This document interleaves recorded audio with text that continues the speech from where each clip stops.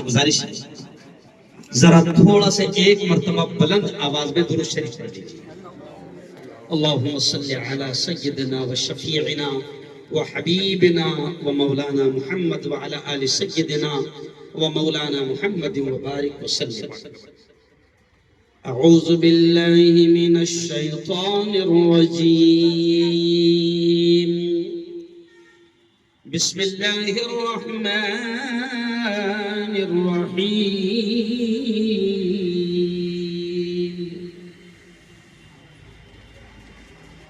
ان الصفا والمروة من شعائر اللہ صدق اللہ العظیم. آج کی بہت ہی پاکیزہ مجلس میں تشریف فرما جناب مصطفیٰ فاروق صاحب، الحاج عبدالکریم سالار صاحب، عرفان بھائی ممبر، مقدر جناب سید اصغر علی صاحب اور میرے دوست قربان ممبر اور بڑی تعداد میں سب لوگ یہاں پر موجود ہیں. یہ ظاہر بات ہے کہ ایک افتتاحی تقریب ہے، یہ کوئی بیان کی محفل نہیں، لیکن مصطفیٰ فاروق صاحب نے ایک آیت جب اپنی بات میں پیش کی تو وہی آیت میرے دماغ میں گھومنے لگی. سر، جو لوگ وہاں جاتے ہیں اور صفا اور مروہ یہ جو دو پہاڑیاں تھیں جہاں پر دوڑی تھی حضرت اسماعیل علیہ السلام کی والدہ محترمہ، صفا اور مروہ، اس پہاڑی کے ابتدا میں یہ آیت لکھی ہے جہاں سے سعی شروع ہوتی ہے. اور اس آیت کا ترجمہ کر کے میں آگے بڑھ جاؤں گا کہ اللہ کہتا ہے ان الصفا والمروة من شعائر اللہ، کہ بے شک صفا اور مروہ یہ دونوں پہاڑیاں اللہ کہتا ہے یہ بھی اللہ کے شعائر ہیں، نشانیاں ہیں. ایک عظیم کہانی ہے اور بلکہ ایک ایسی حقیقت ہے کہ جس کو اکثر بیان کیا جاتا ہے. اور اسی آیت کو جب سر پڑھ رہے تھے مصطفیٰ صاحب تو مجھے وہ شعر یاد آیا جناب کہ وطن کی ریت مجھے ایڑیاں رگڑنے دے، وطن کی ریت مجھے ایڑیاں رگڑنے دے، مجھے یقین ہے کہ پانی یہیں سے نکلے. آج ابھی سر نے بھی ایک بات کہی، میں ایک مفتی ہونے کے ناطے آپ کو یہ بات بتا دوں کہ حج ارکان اسلام میں سے ایک رکن ہے. جیسے توحید، روزہ، نماز، تو ایسے ہی ایک رکن ہے حج. اور یہ فرض ہے اس شخص پر اللہ نے جس کو وہاں تک جانے کی جسمانی اعتبار سے بھی طاقت دی ہو اور مالی اعتبار سے بھی طاقت دی ہو، اس پر حج فرض ہے، فرض ہے. اور ابھی عمرے کا ذکر ہو رہا تھا کہ اب عمرہ کو جانے کا رواج ہو گیا، حج کا بھی ذکر ہوا. بڑی اچھی بات مصطفیٰ صاحب نے بھی کہی، سر نے بھی کہی اور روح جناب نے بھی کہی کہ یقیناً بہت سارے لوگ ایسے ہیں جو اہم فرائض کو چھوڑ کر عمرہ کی طرف لگے ہوئے ہیں. کچھ لوگ ایسے ہیں جو ہر سال عمرہ، کچھ لوگ ایسے ہیں جو ہر 2 سال میں عمرہ. منع نہیں ہے، لیکن پھر میں یہ کہہ رہا ہوں کہ حج اور عمرہ یہ یقیناً عبادت ہے، لیکن ہم کو ترجیحات کو بھی سمجھنا پڑے گا کہ پہلے کیا چیز ضروری ہے. حج اگر اللہ نے فرض کیا تو یقیناً سب سے پہلے حج فرض ہے. بلکہ ایک بات یاد آ گئی کہتے کہتے کچھ لوگ سوچتے ہیں کہ نہیں، بیٹے کی شادی فرض ہے، بیٹے کی سیونگ فرض ہے. تو یہ غلط مسئلہ ہے لوگوں کے دل و دماغ میں کہ بیٹی کی شادی فرض ہے. یہ بالکل غلط مسئلہ ہے.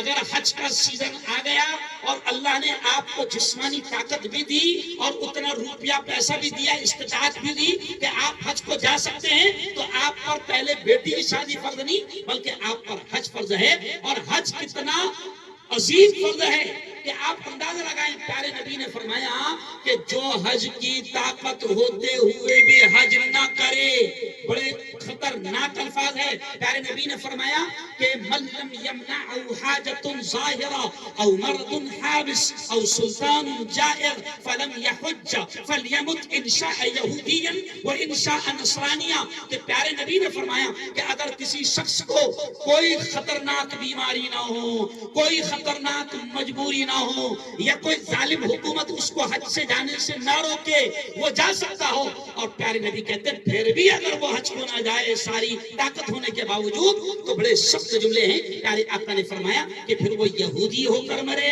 عیسائی ہو کر مرے، کرسچن ہو کر مرے، کافر ہو کر مرے، مجھے اس کی کوئی پرواہ نہیں۔ یعنی اللہ سفارش، اللہ کے نبی کہتے ہیں میں اس کی شفاعت بھی نہیں کروں گا، سفارش بھی نہیں کروں گا۔ حج فرض ہے، کئی لوگ حج کو نہیں جا رہے۔ اچھا آج کے زمانے میں سر حج کوئی بہت بڑا مسئلہ نہیں ہے، کیوں حج کمیٹی سے جا رہا تو کتنے لگ رہے ہیں اصغر بھائی؟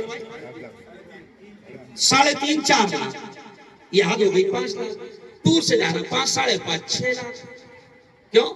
میں نے جمعہ میں اس دن بیان کیا عیدگاہ میں حج کی اہمیت پر، تو ایک صاحب جو آدھے بیان کے بعد آئے ہوں گے تو بعد میں مجھ سے پوچھتے مفتی صاحب میں کیسی کا سمجھوں کہ میرے پہ حج فرض ہو گیا؟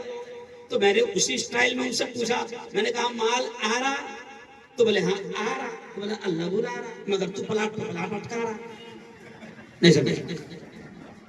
مال آ رہا تو بولے ہاں آ رہا، تو میں نے کہا اس کا مطلب اللہ بلا رہا مگر تو پلاٹ، ارے بولو، بنا رہا، اٹکا رہا نہیں۔ اور میرے یارو اگر رہنے کو گھر ہے، ساری ضروریات کے باوجود اللہ نے حج کو جانے کی طاقت دیا تو حج فرض ہو گیا، فرض۔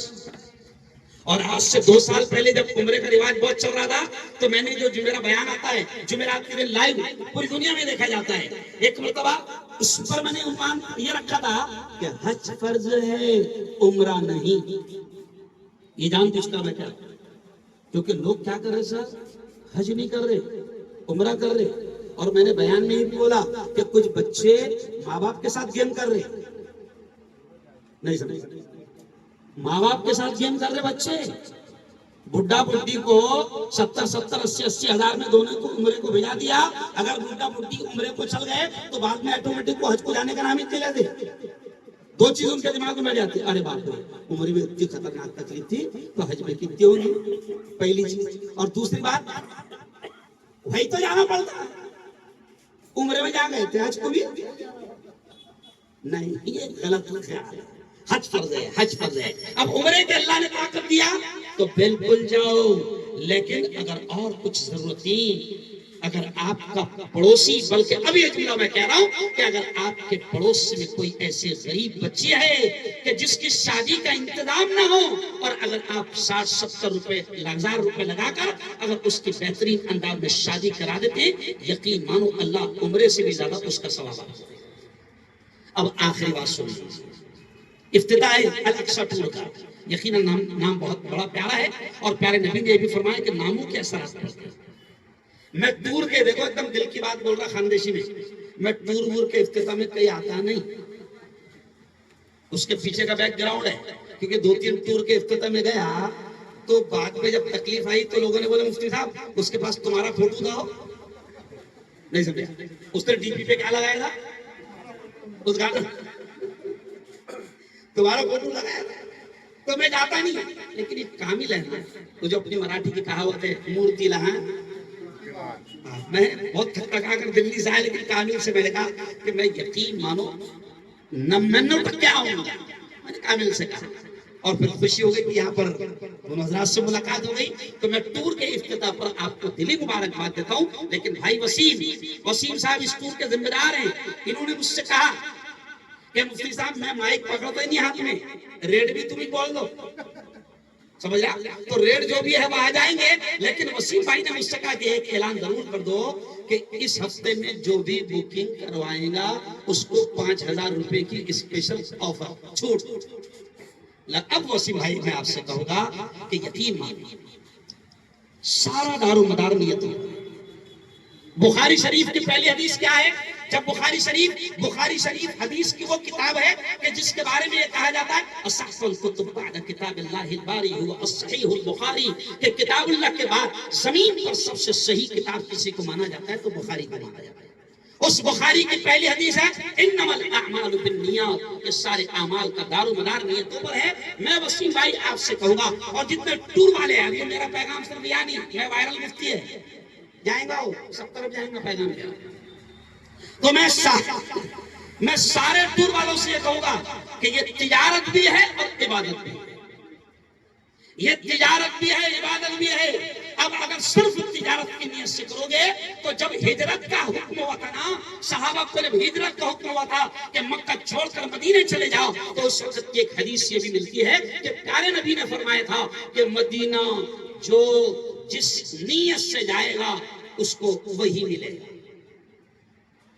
تو اب آپ اگر صرف تجارت کی نیت کر رہے ہیں، یقیناً آپ کی تجارت ہوگی، نو ڈاؤٹ، لیکن آپ عبادت کی بھی نیت کر لیں، اللہ کریم آپ کو تجارت بھی دے گا اور عبادت کا ثواب بھی دے گا۔ آپ یہ سمجھ کر کوشش کریں کہ یہ جو آ رہے ہیں جا رہے ہیں نا میرے ساتھ ٹور میں، اب یہ جملہ دھیان دیں کہ جو اللہ کے گھر کو جاتے ہیں، حدیث میں آتا ہے وہ اللہ کے مہمان ہوتے ہیں۔ کس کے مہمان؟ زور سے بولو ایک بار، اللہ کے مہمان۔ اور اللہ کے مہمانوں کو اگر کوئی ستائے تو، اللہ کے مہمانوں کے ساتھ میں کوئی فراڈ کرے تو، اللہ کے مہمانوں کی کوئی بے عزتی کرے تو، اللہ کے مہمانوں کو تکلیف دے تو کیا اللہ چھوڑے گا؟ جیسے سر نے 70 الفاظ میں کہا، کیا اللہ چھوڑے گا؟ بالکل نہیں۔ اگر آپ سوچیں، اگر آپ کے گھر میں کوئی مہمان آیا اور اس مہمان کی کسی نے بے عزتی کر لی، خاندان کے آدمی نے بھی، تو آپ کیا کہتے ہیں؟ تو نے میرے کو بولنا تھا، یہ میرے مہمان تھے۔ یہ کون تھے؟ میرے مہمان تھے۔ تو ایسے ہی آپ اور تمام ٹور والے اس بات کو یاد رکھیں کہ جو عمرہ کو جا رہا ہے، جو حج کو جا رہا ہے، وہ اللہ کا مہمان ہے۔ اللہ کے مہمان کی قدر کرنا، اسی سوچ کو لے کر کہ یہ اللہ کا مہمان ہے، تو یقین مانو وسیم بھائی، اللہ آپ کی تجارت میں بھی برکت دے گا اور اللہ آپ کو عبادت کا بھی ثواب دے گا۔ میں پھر دل کے گہرائیوں سے مبارکباد دیتا ہوں۔ کامل میاں اور کون ہے یہاں پر تمہارے ساتھ؟ اسماعیل، اچھا اسماعیل، یہ دونوں یہاں پر کام کریں گے، تو میں آپ سے بھی کہوں گا بالکل بلا جھجک اپنی نیتوں کی اصلاح کر کے کام کرے، انشاءاللہ اللہ دنیا بھی چلائے گا۔ تجارت کرو، ضروری ہے، ضروری ہے۔ ابھی حج ہاؤس میں پچھلے پیر کو پروگرام ہوا، پورے مہاراشٹر کے علماء جمع تھے، مولانا ارشد مدنی کے فرزند حضرت مولانا اظہر مدنی آئے، تو انہوں نے علماء سے کہا، کسی نے چھڑا ذکر کا تجارت کے خلاف نہیں، کس نے چھوڑا؟ تو علماء سے انہوں نے کہا کہ اگر تم چاہتے ہو کہ مسجد کے ممبر پر کھڑے رہ کر حق بولو تو تم اتنے زبردست انداز میں تجارت کرو کہ تم مسجد کی تنخواہ کے محتاج نہ رہو، پھر تم حق بول پاؤ۔ تجارت نبی، بلکہ آج ایک میں بیان سن رہا تھا مولانا طارق جمیل صاحب کا یا کسی کا، کہ 10 حصے اللہ رب العزت نے جو رزق کے 10 دروازے کھولے ہیں، تو حدیث کا ایک خلاصہ ملتا ہے کہ 9 دروازے اللہ نے تجارت میں، باقی ایک میں سب تقسیم، وہ نوکریاں ووکریاں جتنی بھی ہے، ایک تجارت کرو۔ آپ جو بھی شعبے میں ہیں، یہ بھی بہترین تجارت ہے کہ آپ اللہ کے مہمانوں کو خوشی خوشی یہاں سے ان کی خدمت کر کے لے جاؤ، یقین مانو 2 پیسے بھی آپ کو ملیں گے اور عبادت کا ثواب بھی آپ کو ملے گا۔ بہت بہت مبارکباد کہ الاقصی ٹورز اینڈ ٹریولز کا آج ہمارے ہاتھوں سے افتتاح ہونے جا رہا ہے۔ ہم بھائی وسیم صاحب کو ان کا ہیڈ آفس، اور الحمدللہ الاقصی یہ جو برانچ ہے جو فیس بک میں کھولی جا رہی ہے، یہ برانچ ہے، اور یہ اورنگ آباد میں 2005 سے، وسیم بھائی 20 سال سے چل رہا ہے، 2005 سے، یعنی 20 سال 2005 سے یہ اورنگ آباد میں چل رہا ہے، اور یہ اس کی برانچز ہے، اور انڈیا میں کئی جگہ اس کی برانچز ہے۔ میں مبارکباد دوں گا آپ کی پوری ٹیم کو، اور اسپیشل میں آپ سے یہ اپیل کروں گا کہ یہ ہمارا گاؤں ہے، سمجھ گیا، یہ ہمارا گاؤں ہے، اس لیے آپ اسپیشل ان کے ساتھ سے معاملہ رکھیں، اور ہم بھی بہت اسپیشل ہیں۔ مبارکباد، اللہ خوب خوب قبول کرے، اور اب میں چاہوں گا کہ دعا کر لیں۔ ہاں وہ سپاہی، یہ دیکھو جتنے بیٹھے نا سب رتی مہارتی، اس میں سے ایک بھی جا کے آیا آپ کے ساتھ میں اور صحیح خدمت اس کو ملی تو یہی پرچارہ کریں گے تمہارے۔